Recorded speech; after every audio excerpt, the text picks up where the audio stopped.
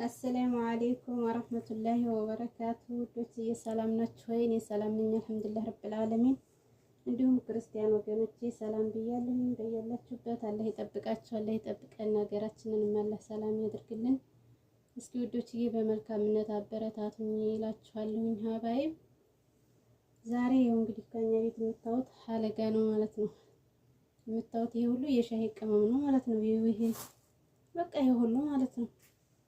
እና እስኪ እንቁረጥ። ያው ቆረጥ እያደረኩ ነው የማሳያችሁ እንዳይበዛ ቪዲዮ እንዳይረዝም ማለት ነው። እና እስኪ አበረታቱኝ እላችኋለሁ ውዶችዬ። ይሄ ሁሉ የሻይ ቅመም ነው። እና እንዴት ናችሁልኝ? ሰላም ናችሁ ወይ? ላይክ፣ ሼር፣ ሰብስክራይብ እያደረጋችሁ አበረታቱኝ እላችኋለሁ ውዶችዬ። እና እንዴት ናችሁልኝ? ሰላም ናችሁ ወይ?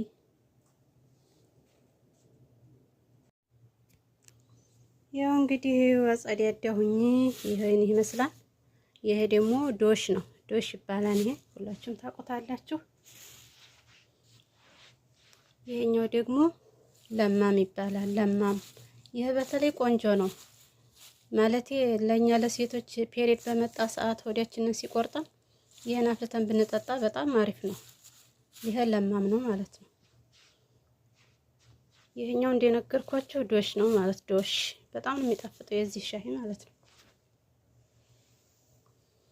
ይሄኛው ደግሞ መግሪቢ ናና መግሪቢ ይባላል። መግሪቢ ይሄኛው ደግሞ ሀሳዊ ይባላል። ሀሳዊ መዲንም ይሉታል። እና ይሄን ይመስላል እላችኋለሁኝ። እና እንዴት ናችሁ? ሰላም ናችሁ ወይ? በተረፈ እስኪ አበረታቱኝ። ላይክ፣ ሼር፣ ሰብስክራይብ እያደረጋችሁ እላችኋለሁ ውዶችዬ።